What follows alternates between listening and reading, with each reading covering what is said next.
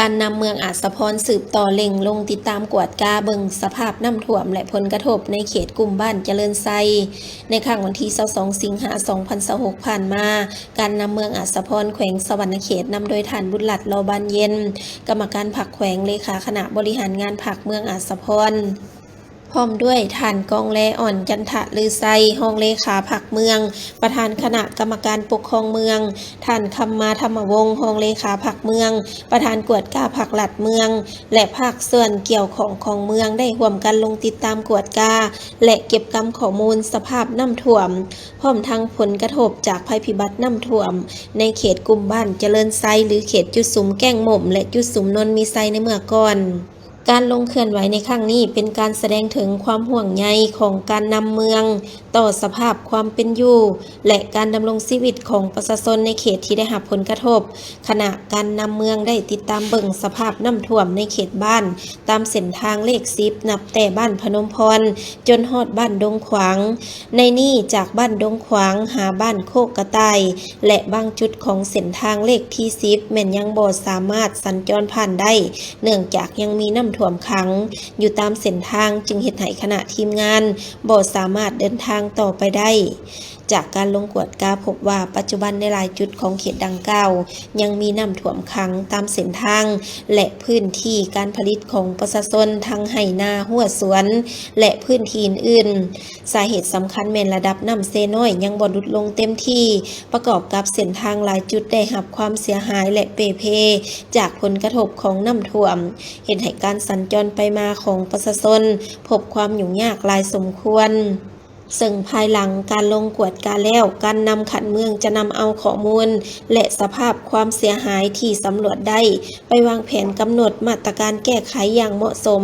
ทางการแก้ไขเฉพาะหน้าและการแก้ไขในระยะยาวเพื่อบรรเทาผลกระทบฟื้นฟูเส้นทางและพื้นที่การผลิตพร้อมทั้งอำนวยความสะดวกให้ประชาชนสามารถสัญจรและดำรงชีวิตกลับคืนสู่สภาพปกติโดยไวตามการรายงานของคณะรับผิดชอบได้ให้รู้ว่ากลุ่มบ้านเจริญไซตั้งอยู่ห่างจากเทศบาลเมืองอัสสะพรไปทางทิศเหนือประมาณ56.9 กิโลเมตรสภาพพื้นที่โดยรวมเป็นเขตที่มีทุ่งเพียงเลาะเรียบตามลำเซน้อยมีห้วยห้องน้อยใหญ่ลายสายเสื่อมโยงกับตีนภูสั่งเฮซึ่งเป็นป่าสงวนแห่งชาติมีเส้นทาง DR 6304หรือทางเลขที่10ผ่านแล้วออกสู่ทางเลข13ใต้และบรรดาเมืองอ้อมขางกลุ่มบ้านเจริญไซความเอา18บ้านมี 3,228 ครอบครัวมี 2,496 หลังคาเรือนมีพลเมืองทั้งหมด 15,734 คนยิง 7,940 คนสำหรับสภาพของน้ำท่วมภายในเขตกลุ่มบ้านเจริญไซหรือจุดสุมแก้งหม่มและจุดสุมนนมีไซก็เป็นอีกหนึ่งพื้นที่ที่ได้รับผลกระทบหนักพอสมควรมีสภาพน้ำท่วมขังเป็นเวลาหลายวันเห็นให้พื้นที่การผลิตได้รับความเสียหายเป็นบริเวณกว้างซึ่งว่าเริ่มแต่วันที่8สิงหาคม2026เป็นต้นมาเกิดมีสภาพฝนตกติดต่อกันหลายวันเห็นให้น้ำห้วยและน้ำเซน้อยยิ่งขึ้นอย่างว่องไวแล้วไหลล้นฝั่งเข้าท่วมพื้นที่การผลิตไหนาหัวสวนของประชาชนมีจำนวน15บ้านผ่านการเก็บกำข้อมูลเบื้องต้นมี585ครอบครัวที่ถูกน้ำท่วมเนื้อที่นาเสียหาย494.43 เฮกตาร์เนื้อที่สวนเสียหาย 40.58 เฮกตาร์ส่วนเส้นทางมีผลกระทบ8จุดอยู่บ้านนาแค่1จุดบ้านนนมีไซ2จุดบ้านดงคำกวาน2จุดบ้านโคกกระต่าย1จุดบ้านดงสาร1จุดและจุดทางเข้าบ้านพรสวรรค์1จุดด้านขวาที่เสียหายมีขวาห้วยดนขวาห้วยไผ่2จุดขวาเซซงขวาห้วยบงและขวาห้วยยาง2จุดและในปัจจุบันนี้เขตกลุ่มบ้านเจริญไซในหลายพื้นที่โดยเฉพาะแม่นไหนาหัวสวนและเส้นทางเลขที่10บางจุดแม่นยังมีน้ำท่วมขังอยู่เนื่องจากสายน้ำเซน้อยยังมีระดับน้ำสูงอยู่จึงเห็นให้การสัญจรไปมาหาสู่กันและการจราจรขนส่งสินค้าต่างๆมีความลำบาก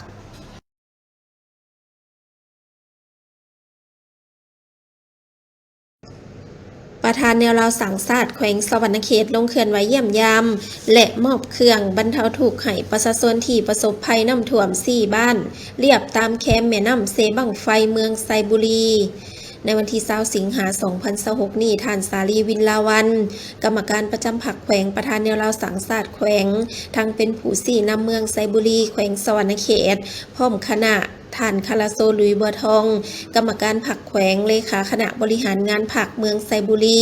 ทั้งเป็นหัวหน้าคณะสมาชิกสภาประชาชนแขวงประจำเขตเลือกตั้งเมืองไซบุรีพร้อมด้วยสมาชิกสภาประชาชนแขวงประจำเขตเลือกตั้งเมืองไซบุรีพร้อมด้วยคณะและภาคส่วนเกี่ยวข้องได้ลงเคลื่อนไหวเยี่ยมยามและมอบเครื่องบรรเทาทุกข์อุปโภคบริโภคจำนวนหนึ่งให้ประชาชนที่ประสบภัยน้ำท่วม4บ้านเรียบตามแคมป์แม่น้ำเซบังไฟเมืองไซบุรีแขวงสวรรณเขตตามการรายงานของคณะกรรมการคุ้มครองภัยพิบัติขันเมืองไซบุรีให้ฮู้ว่าบ้านหนองเหือทองมีครอบครัวถึกท่วมทั้งหมด25ครอบครัวมี144คนยังบ่ทันเข้าอยู่ศูนย์เนื้อที่การผลิตกสิกรรมถึกท่วมทั้งหมด100เฮกตาร์บ้านนาเสียงคานมีครอบครัวถึกท่วมทั้งหมด71ครอบครัวมี400คนเนื้อที่การผลิตกสิกรรมถึกท่วมทั้งหมด295เฮกตาร์บ้านห้วยแห่มีครอบครัวถึกท่วมทั้งหมด55ครอบครัวมี380คนเนื้อที่การผลิตกสิกรรมถึกท่วมทั้งหมด216.77เฮกตาร์บ้านสมสะอาดมีครอบครัวถึกท่วมทั้งหมด140ครอบครัวมี750คนเนื้อที่การผลิตกสิกรรมถึกท่วมทั้งหมด243เฮกตาร์ทั่วเมืองไซบุรีมีเนื้อที่ทำการผลิตกสิกรรมถึกท่วมทั้งหมด5,883เฮกตาร์มี32บ้านมี1,450ครอบครัวการลงเคลื่อนไหวในครั้งนี้การนำขันแขวงขันเมืองก็ได้เดินทางด้วยรถและขี่เรือลัดเลาะเรียบตามเขตน้ำท่วมทงหาบเซบังไฟเมืองไซบุรีเพื่อเยี่ยมยามประชาชน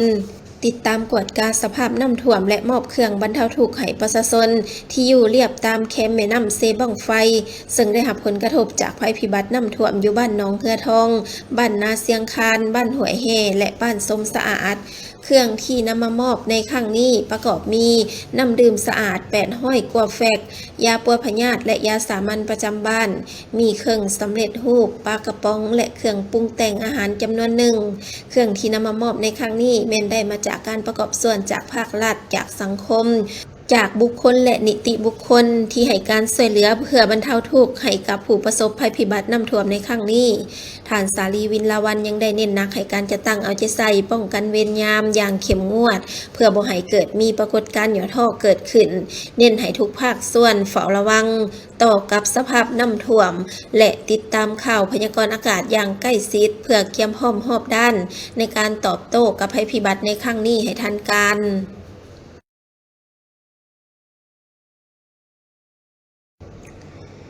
ท่านลำแก้วแสงหนูทองลงติดตามและซอกวิธีแก้ไขสภาพเส้นทางและนำเสาะสนขัวจมห้วยแสลงบ้านดงบังคุ้มดงน้อยย้อนถึงน้ำท่วมในระยะผ่านมาตอนบ่ายวันที่21สิงหาคม2026ท่านลำแก้วแสงหนูทองกรรมการประจำพรรคแขวงหัวหน้าคณะโฆษณาพรมแขวงสวรรณเขตทั้งเป็นผู้สี่นำเมืองพลานไซได้ลงติดตามสภาพผลเสียหายของเส้นทางและขัวจมภายหลังได้รับผลกระทบจากปัญหาฝนตกลินติดต่อกันหลายวันจากพายุดอลฟินนับแต่ต้นเดือนหาท้ายเดือนสิงหาคม2026เขตบ้านดงบังหาบ้านดงน้อยร่วมติดตามสภาพผลเสียหายมีท่านม่านไสยสารรองเลขาพรรคเมืองประธานคณะกรรมการปกครองเมืองพลานไซท่านเตี้ยอินทวงศารองประธานคณะกรรมการปกครองเมืองพลานไซประธานคณะกรรมการต้านภัยพิบัติขันเมืองการลงติดตามสภาพครั้งนี้แม้นได้ย่างบางจุดและขี่รถไถนาเริ่มแต่บ้านดงบังเขาหาคุ้มดงน้อยระยะทาง5 กิโลเมตรเส้นทางจุดนี้แม้นได้สั่งสำเร็จ4 เดือนกว่า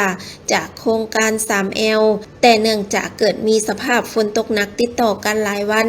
จึงเฮ็ดให้เส้นทางดินแดงเปเพเป็นต้มเลิกรถจักรและรถใหญ่บ่สามารถเที่ยวได้มีเพียงรถไถนาเที่ยวได้แต่บางจุดก่อค่าและพบความลำบากจุดที่ตัดขาดการไปมาของประชาชนในเขตดังกล่าวก็แม่นสนขัวจมห้วยแสลงถึกซ้ออันได้สู่เอาดินสนขัวและเส้นทางเสียหาย10 เมตรเห็นให้บ่สามารถข้ามขัวดังกล่าวได้ระหว่างคุ้มดงสวรรค์ข้ามไปหาบ้านดงน้อย การลงครั้งนี้ทางแขวงและเมืองได้เก็บกำข้อมูลเส้นทางเพื่อสอบแหล่งขึ้นในการฟื้นฟูอย่างเร่งด่วนเพื่อให้ประชาชนสามารถเที่ยวได้โดยไวส่วนจุดบริเวณสนครัวที่ถูกเสาะได้วางแผนแก้ไขด้วยการประสานกับเจ้าของดินบริเวณฝากห้วยจุดใกล้ขัวจมเพื่อเปลี่ยนทิศทางแล้วนำให้ไหลซื่อหลีกเลี่ยงการไหลโค้งแล้วสู่ตะฟังแล้วกระทบใส่หัวขัวพร้อมนี้ก็ต้องใส่ท่อลอดพื้นในจุดที่ถูกเสาะ10 เมตรเพื่อให้แน่นหนา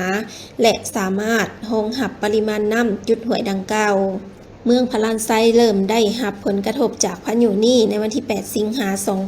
2026 ทำอิฐเขาที่บ้านโพสีเฮ็ดให้หลังคาเรือนประชาชนเสียหายหาหลังคาเรือนด้านกสิกรรมน้ำท่วมเนื้อที่นา51 เฮกตาร์ใน 17 บ้าน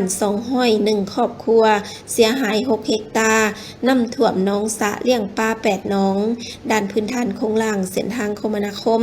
ได้รับผลกระทบ 6 เส้นโดยเฉพาะเส้นทาง DR 6319แต่แยกทางเลข9บ้านโพไซเขาหาบ้านนาลายหาแยกทางเลข9หัวหญ้าพืชมี4จุดในนี่ขัวไม้บ้านนากระปงขัวไม้ห้วยซันบ้านนาบ่อคำขัวไม้นาลายขัวไม้บ้านนาลายเสียหาย2 ตื้อกว่ากีบเส้นทางดินแดงเปเพเสียหาย11 จุดมูลค่าซ่อมแปลง4 ตื้อ319 ล้านกว่ากีบรวมมีจุดบ้านพลานใต้หาบ้านนาไซแต่บ้านพลตาลหาบ้านนาไซแต่บ้านอุดมไซหาบ้านนาจันไตแต่บ้านพนมไซหาบ้านเทิมน้อยแต่บ้านนาจันไตหาบ้านพลบก